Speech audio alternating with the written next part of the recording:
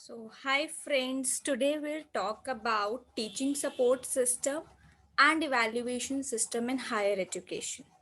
So, first I'll talk about teaching support system जिसमें आपकी दो बातें आती हैं. एक तो है traditional way and the second one is modern and ICT method. ICT is, as we all know, we are very familiar with it, information and communication technology. क्योंकि टेक्नोलॉजिकल डेवलपमेंट काफ़ी ज़्यादा हो गया है and due to covid also India में काफ़ी ज़्यादा boost आया है in the use of online teaching and online education. तो बहुत ज़्यादा ग्रो कर रहा है ये. बाहर फॉरेन कंट्रीज़ में पहले से ही काफ़ी ज़्यादा अच्छी ग्रोथ है, बट इंडिया में ड्यू टू कोविड काफ़ी ज़्यादा ग्रो किया है हमारा ऑनलाइन एजुकेशन ने. सो टीचिंग मेथड की अगर हम बात करें, जो हम पहले भी अपनी पहले वाली वीडियोस में कर चुके हैं कई बार, तो पहला है traditional and the other one is modern. तो काफ़ी सारे टीचर्स का ये मानना है कि जो मॉडर्न मेथड है, यानी कि जो आईसीटी मेथड है, ऑनलाइन एजुकेशन है, वो काफ़ी बेटर है क्योंकि इसमें लर्नर्स का इन्वॉल्वमेंट जो है as compare to the traditional one काफ़ी ज़्यादा होता है. तो पहले हम बात करेंगे ट्रेडिशनल टीचिंग मेथड की. जैसे हमने बात करी पहले भी किए, जो नॉर्मल फिजिकल क्लासरूम्स में कंडक्ट होती हैं टीचिंग, स्कूल्स जाकर या इंस्टीट्यूशंस में जाकर, तो ये normal chalk and talk method हम इसको बोलते हैं. यानी कि टीचर जो है वो जाएगा, अपने अकॉर्डिंग इंस्ट्रक्शन मटेरियल जो है वो फॉर्म करेगा, क्या पढ़ाना है, किस तरीके से पढ़ाना है, मटेरियल क्या देना है, वही चीज़ें लर्नर्स जो हैं कर कर आएंगे एंड उसका टेस्ट लिया जाएगा. So teachers are responsible to make learner understand everything, कि जो भी चीज़ें वो उन्हें समझाना चाह रहे हैं वो सारी चीज़ें लर्नर को समझ में आए. तो इसके पूरी की पूरी responsibility is with the instructor, that is teacher. Apart from that, teacher का यहाँ पर इम्पॉर्टेंट रोल ये होता है कि वो क्लासरूम एनवायरनमेंट को भी कंट्रोल करके रखे, कि लर्नर्स जो है वो बहुत ज़्यादा डिस्टर्बेंस या न्यूसेंस क्रिएट ना करें.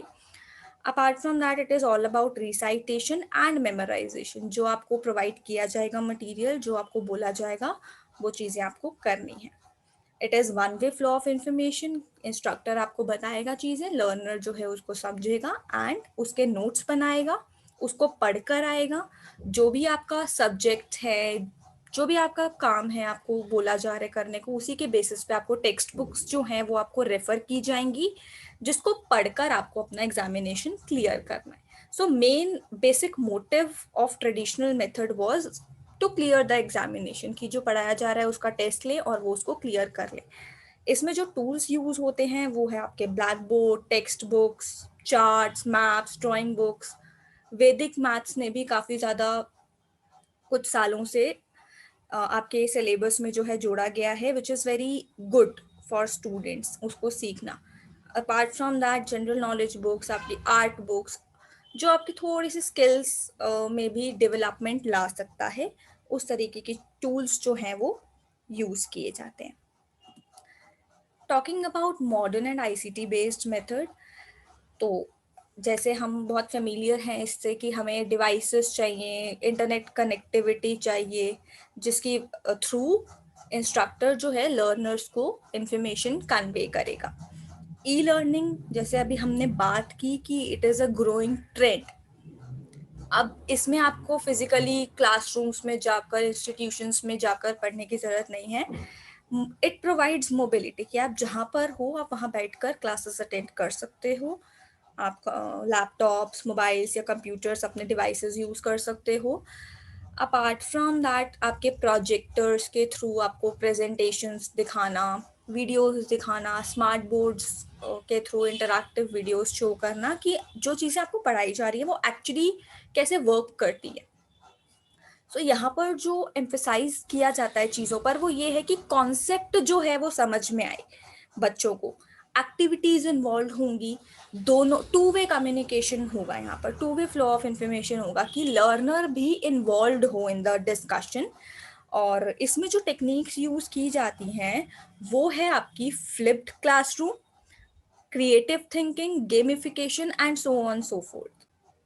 फ्लिप्ड क्लासरूम जो है वो एक ऐसी टेक्निक है जिसमें लर्नर्स को एंगेज किया जाता है कि वो अपना खुद से पढ़ें, और फिर जैसे आपको प्रोजेक्ट वर्क दे दिया करने के लिए, फिर वो अपना उसके बारे में पढ़ेगा, उसके बाद वो फिर आएगा क्लासरूम में और अपनी नॉलेज को शेयर करेगा, और जहाँ पर प्रॉब्लम्स आएंगी वो पूछेगा।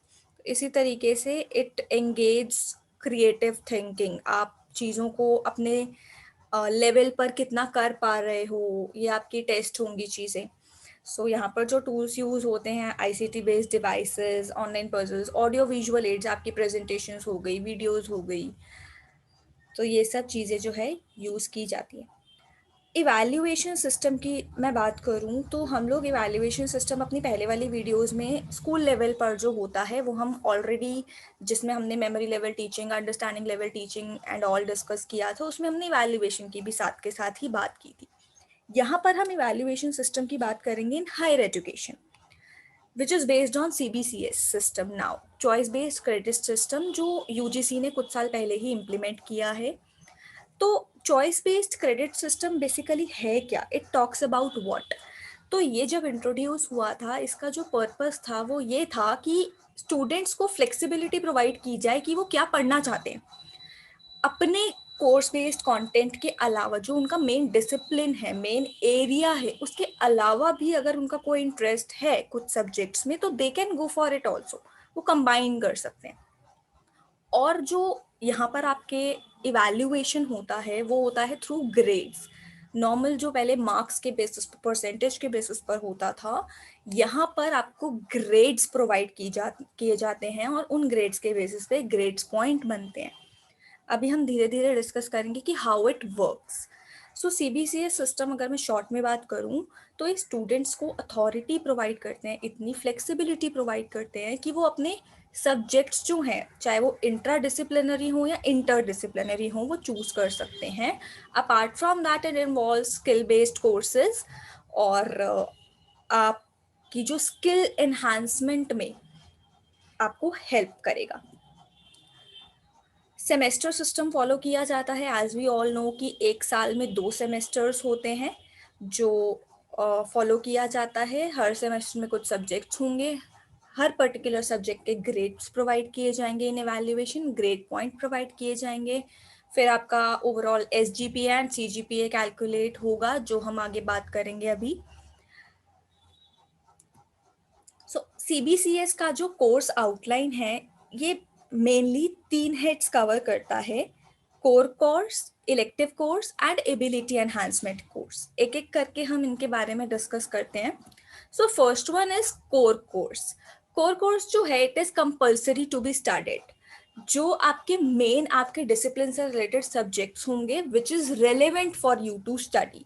फॉर एग्जाम्पल मैं जैसे BCom ऑनर्स की स्टूडेंट रही हूँ, तो मेन आपका आ गया अकाउंटेंसी, लॉज, तो इस तरीके की चीज़ें जो हैं आपकी कोर में आता है, human resource management.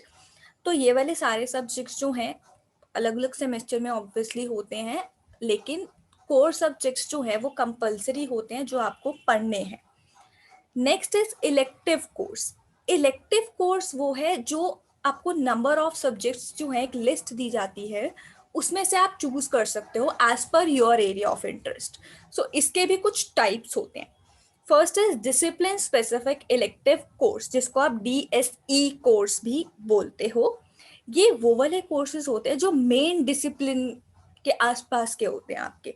For example, in discipline specific elective course you can go for international business, consumer affairs, advertising.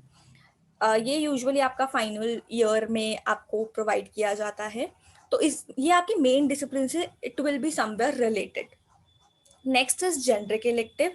Generic elective is generally chosen from an unrelated discipline. For example, आपको बहुत सारे choices दिए जाते हैं, तो आप art stream का कोई कोर्स ले लो, कोई सब्जेक्ट चूज कर सकते हो। जैसे आपको विमेन एम्पावरमेंट सब्जेक्ट में इंटरेस्ट है, so you can go for it as your generic elective. And the last one is, ये ज़्यादा टाइम नहीं हुआ है इसको इंट्रोड्यूस करे हुए, डिसर्टेशन एंड प्रोजेक्ट वर्क। ये आपका थोड़ा सा फोकस करता है ऑन प्रैक्टिकलिटी। जो प्रोजेक्ट्स जो हैं, जो जैसे कि रिसर्च से it is somewhere related, so you can go for it also. And the final one is ability enhancement courses, जो further दो heads में divided हैं. First one is ability enhancement compulsory courses. नाम से ही you can figure it out कि ये क्या हो सकता है. AECC जो है compulsory courses होते हैं which are to be studied by you, जो आपकी knowledge को enhance करेंगे in some subjects. तो EVS and English MIL communication, यहाँ पर जो MIL है वो है मॉडर्न इंडियन लैंग्वेज. इसके full form is modern Indian language communication, जो मैंडेटरी है for all the disciplines to be studied, right. So AECC courses जो हैं ये आपके फर्स्ट ईयर में आते हैं. Next is skill enhancement courses. Skill enhancement courses जो हैं आपकी स्किल बेस्ड नॉलेज को एनहांस करेंगे, स्किल्स और कॉम्पिटेंसी को बूस्ट करेंगे. ये आपका सेकेंड ईयर में यूजुअली जो है आता है. इसमें भी आपको चॉइस दी जाती है, जैसे आप फाइलिंग सब्जेक्ट चूज कर सकते हो, कॉमर्स सब्जेक्ट चूज कर सकते हो. So it is up to you कि आपको किस पर्टिकुलर एरिया में अपनी स्किल्स को एनहांस करना है, क्या चीज़ आप ज़्यादा सीखना चाहते हो. इसमें भी आपको चॉइसेस दी जाती हैं, आप अपने अकॉर्डिंग जो है इसको चूज कर सकते हो. इवैल्यूएशन सिस्टम की अगर हम CBS के अंडर बात करें, CBCS के अंडर बात करें, तो UGC letter grade and grade point system जो है वो रिकमेंड करता है. तो इसका मैंने एक चार्ट यहाँ पर दिया है. लेटर ग्रेड जो आपके ग्रेड्स लिखे हुए आते हैं O, A+, उसका क्या डिस्क्रिप्शन है. O मीन्स आउटस्टैंडिंग और वो 10 ग्रेड पॉइंट को रिप्रेजेंट करता है. सो इस तरीके से फॉलो किया जाता है. SGPA एंड CGPA की जैसे हमने बात की थी, हर सेमेस्टर का आपका जो स्कोर कैलकुलेट होता है वो होता है SGPA. तो उसको आप कैसे कैलकुलेट करते हो, जो नंबर ऑफ क्रेडिट्स हैं और जो आपके ग्रेड पॉइंट्स हैं उसके प्रोडक्ट का सम divided by your total number of credits. इस तरीके से आपका SGPA यानी सेमेस्टर ग्रेड पॉइंट एवरेज जो है वो कैलकुलेट किया जाता है. I'll take up one illustration for both the things, SGPA and CGPA at last. And cumulative grade point average जो आपका CGPA है, जो आपका overall at the end of the course, जो आपका कोर्स खत्म हो जाएगा, 3 साल का ओवरऑल कैलकुलेट किया जाएगा. तो वो आपका होता है कि जो आपके क्रेडिट्स हैं multiply by your SGPA divided by total number of credits. तो ये आपका फॉर्म करेगा CGPA. तो अभी आप कैसे कैलकुलेट करते हो इसकी एक इलास्ट्रेशन देख लेते हैं.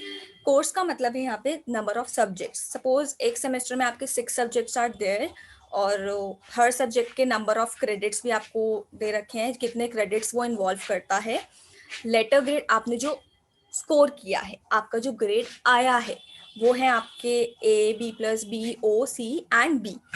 उसके बेसिस पे ग्रेड पॉइंट, जैसे हमने वो चार्ट देखा था, फॉर A ग्रेड पॉइंट जो है वो आपका 8 फॉर्म होता है. आप क्रेडिट को और ग्रेड पॉइंट को जब मल्टीप्लाई करोगे वो आपके क्रेडिट पॉइंट्स फॉर्म करेंगे. इसका टोटल डिवाइड करोगे आप total number of credits that is 20 से, तो वो आपका SGPA बनेगा 6.5.